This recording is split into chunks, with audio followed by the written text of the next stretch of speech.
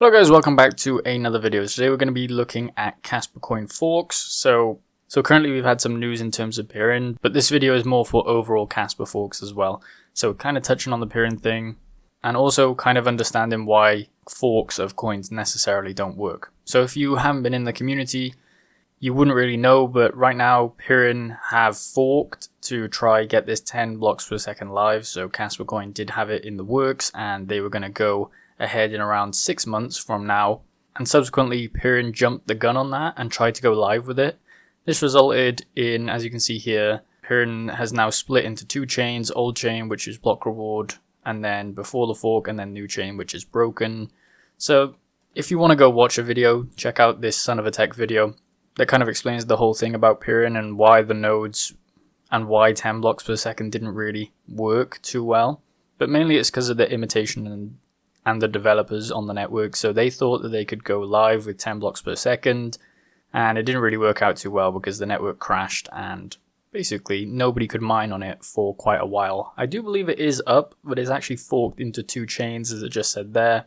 I don't know what's going on with the block rewards, the hash rate, stuff like that, and I'm pretty much sure that it's a dead coin at this point because you only kind of get one chance at forking it before, you know, people lose faith in your project basically. This is why the Kaspa coin development team has said they want to do a lot of testing for the actual 10 blocks per second, because it takes a lot to actually implement it onto a network. And we've kind of seen why it doesn't work to rush it with peering coin. So currently right now there are some peering hash or peering coins kind of muddled in to what we're seeing here, but not a lot of profitability in terms of it, just because I don't think it's even up on the network too much anymore. If we go into coins here and we scroll down to peering, we can see, so these charts are kind of messed up.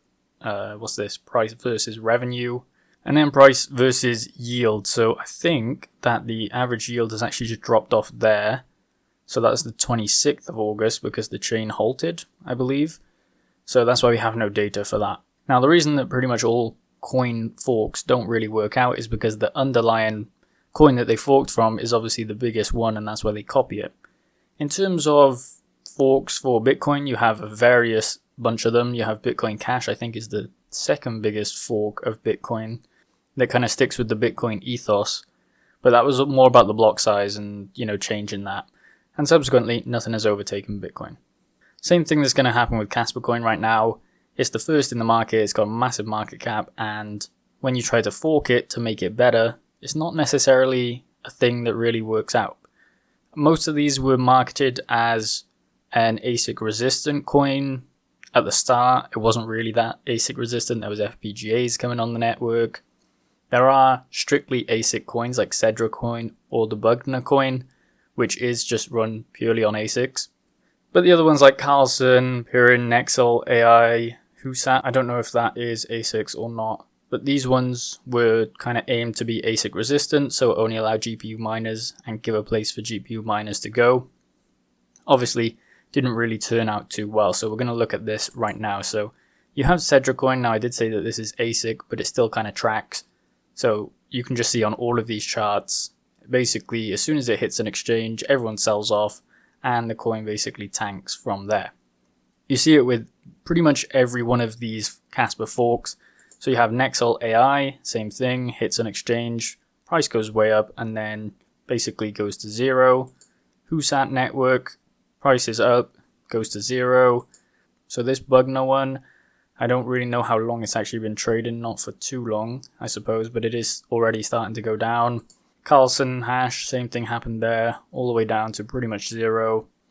And then lastly we have Pirin. So that actually had a little spike up there. That was because it was going over and trying to do 10 blocks per second, and then they basically tanked the price by failing at that. So Pirin is the only one that had a massive spike upwards past their initial listing price, but subsequently it has gone all the way down as well. So Carlson was the first, I believe, and then we had Pirin. Carlson wasn't as good, so everyone started mining Pirin, but obviously it wasn't really the best choice. So mainly, if you are going to mine Kaspa forks or any forks of coins that are coming out new, what you want to do is just utilize it for profitability and then convert into a safer coin. So never hold all of these coins because there's not really much point. as you can see from all the charts, they basically all go to zero at some point. So personally, I wouldn't recommend mining any of these if you're going to be holding them. Just strictly, if a fork is very profitable at the time, mine it for a couple of weeks, sell it all off, and then convert it into Bitcoin or Kaspa coin, whatever you want. So those are all 1 year charts, and this is the same 1 year chart. You can see basically it's not a steady rise, but we've got price hikes upwards, and we just recently did hit an all-time high, but it's gone back down a little bit as well. I'm expecting another all-time high within the next 6 months, but we'll have to see. Maybe we hit above 25 cents. That would be great for Kaspa coin. But mainly you can see the difference between, the main chain, which would be Kaspa coin, and all of the forks of it. And this video is kind of just to make people aware that forks don't necessarily work, even if they're intended for a good purpose. They never really outperform the first coin with the 10 blocks per second that Pirin tried doing. That halted the network and kind of showed why it needs to take time for Kaspa coin to implement it onto the network. Obviously, somebody came up with a bright idea to try jump the 10 blocks per second on the network and then be the first one to have 10 blocks per second.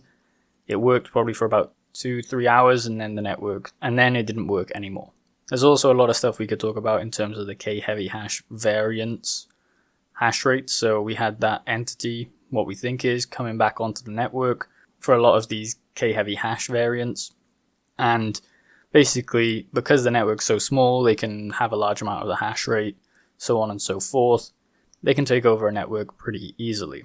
But with Kaspa coin there, you can see that there was not really any spike in terms of the entity, just because they're not really mining on ASICs. I believe it's FPGAs that they're going for right now.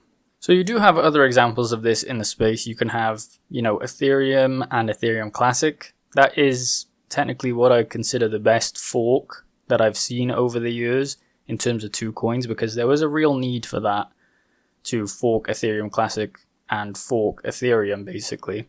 That is the only example I can really think of where the main chain is actually bigger than the original one. So Ethereum Classic is technically the original chain, but Ethereum is a secondary fork of that chain.